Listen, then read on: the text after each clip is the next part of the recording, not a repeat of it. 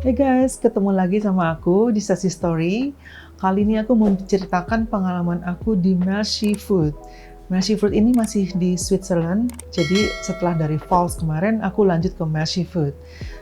Melchi Food ini adalah resort di pegunungan di Switzerland yang ketinggiannya itu 1920 meter di atas permukaan laut. Jadi lumayan tinggi banget dan very very snowy during winter.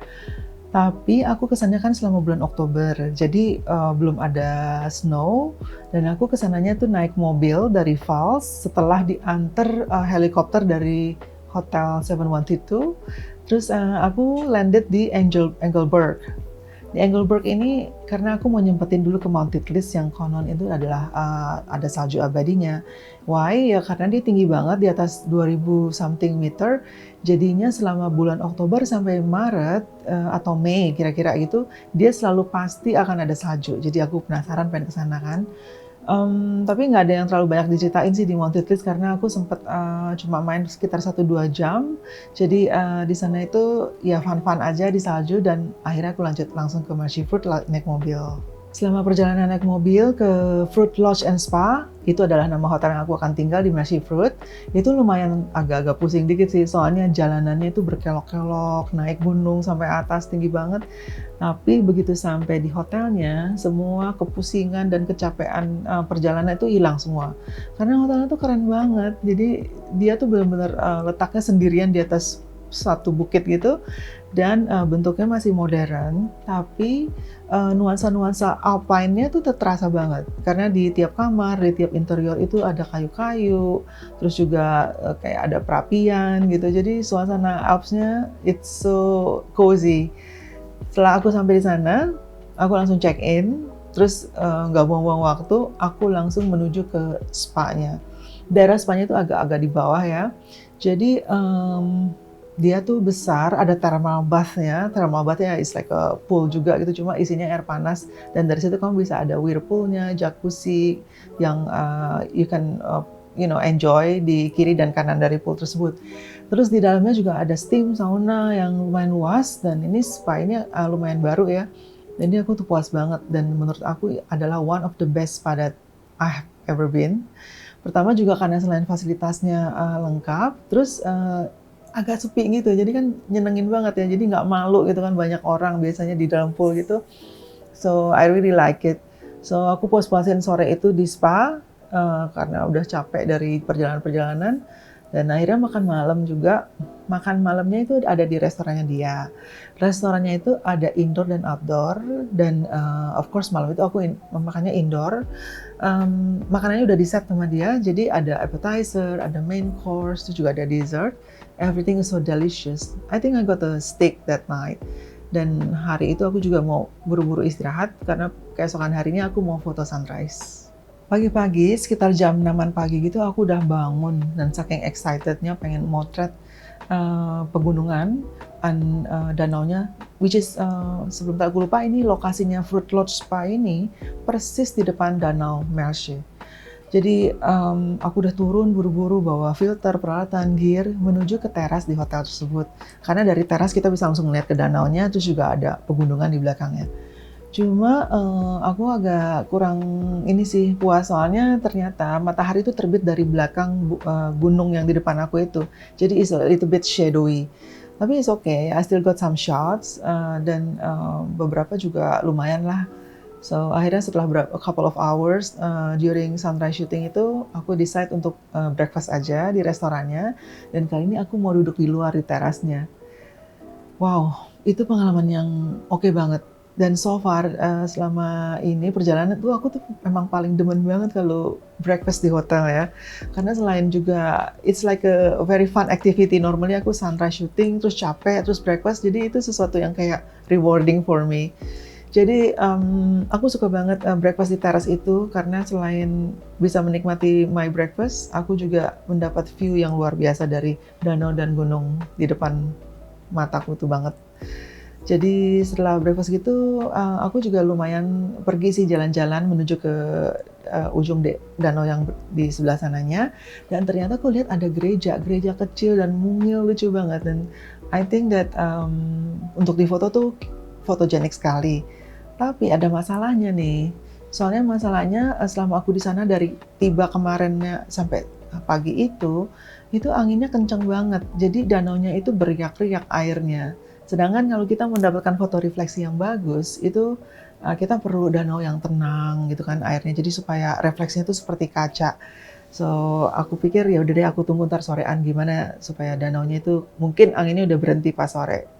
Akhirnya setelah lumayan jalan-jalan sekitar 1 jaman di sekeliling danau, terus balik ke hotel dan melihat angin masih kenceng, aku decide ya udah deh, aku mau enjoy spa lagi di bawah kan. So in the end, ya I went to the spa, terus berendam di thermal bath itu.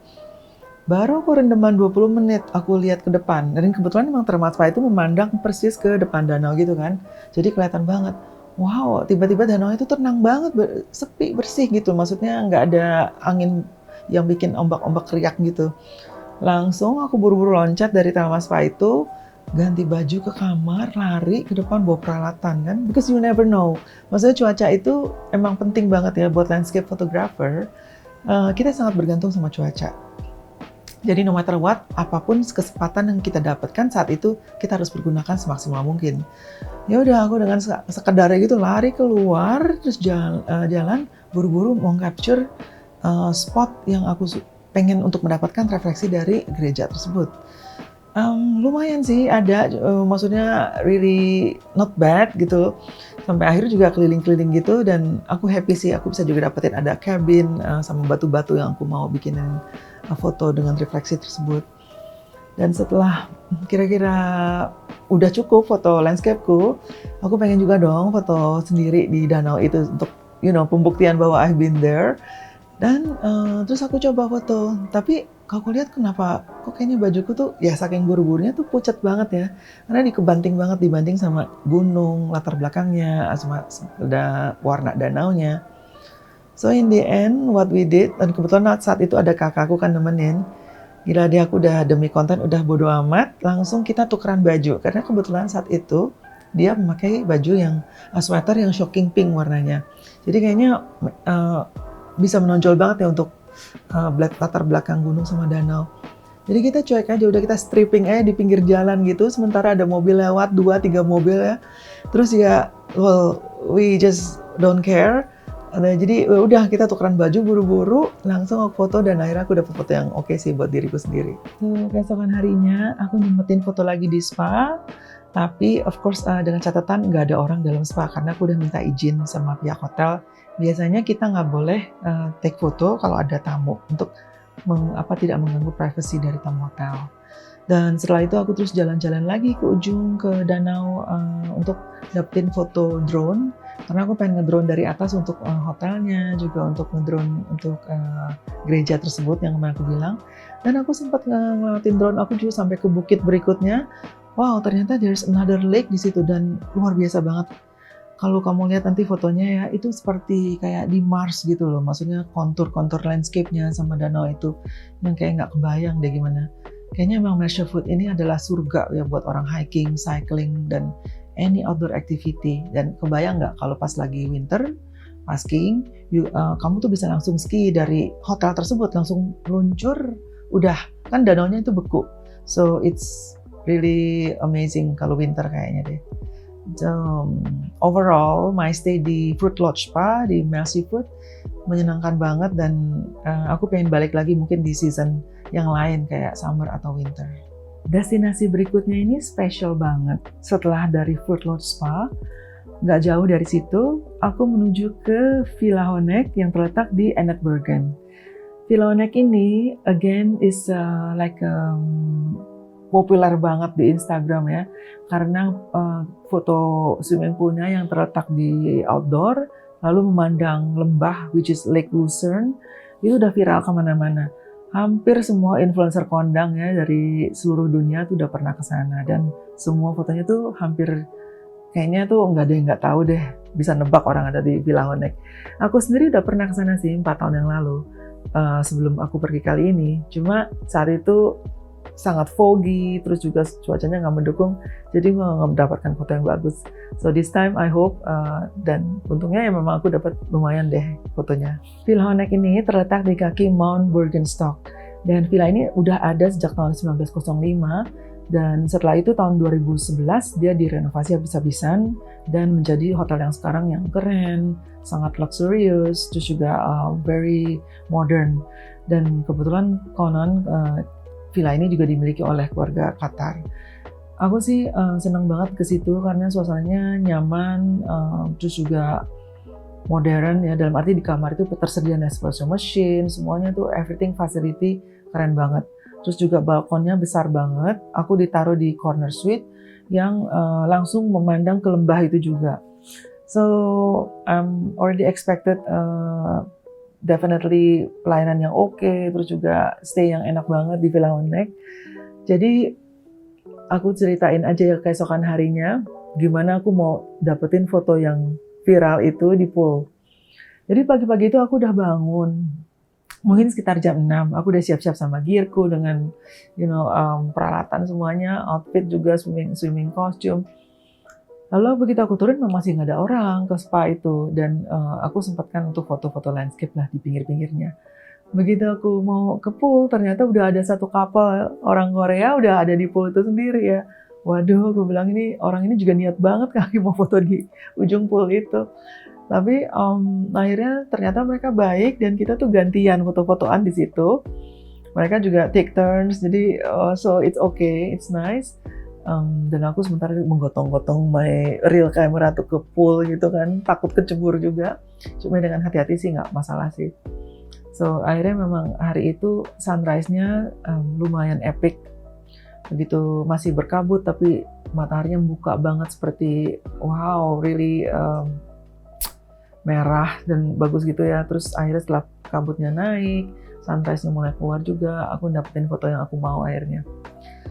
So di Villa Honeck juga makanannya enak-enak dan it's really kebanyakan makanan di Swiss itu healthy ya, jadi salad-salad segala, jadi menyenangkan sih. It doesn't mean kita liburan makan enak terus kita juga jadi nggak fit, karena dari Villa Honeck itu pun aku tuh bisa jalan-jalan ke hutan yang sekitar-sekitarnya.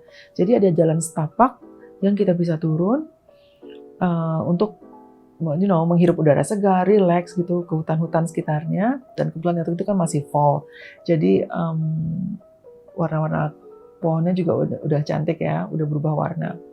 Selain itu di sekitar pool area juga itu seperti bukit turun ke bawah gitu loh. Jadi kamu tuh bisa aja jalan-jalan situ, like little bit of hiking exercise. So dengan suasana yang menyenangkan, terus juga fresh air di Alps gitu, pokoknya seneng banget.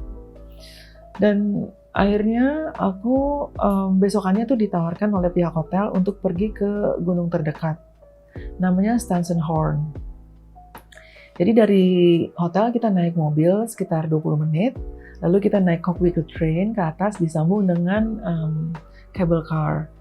Jadi menurut aku sih Stansenhorn ini indah banget ya, karena kemarin-kemarin itu kan aku sempat ke Mount Titlis, Mount yang lain Pilatus, tapi semuanya itu karena sangat tinggi letaknya, kita tuh cuma bisa ngeliat gunung-gunung sekitarnya. Jadi everything is just gunung gitu sama kayak awan-awan gitu.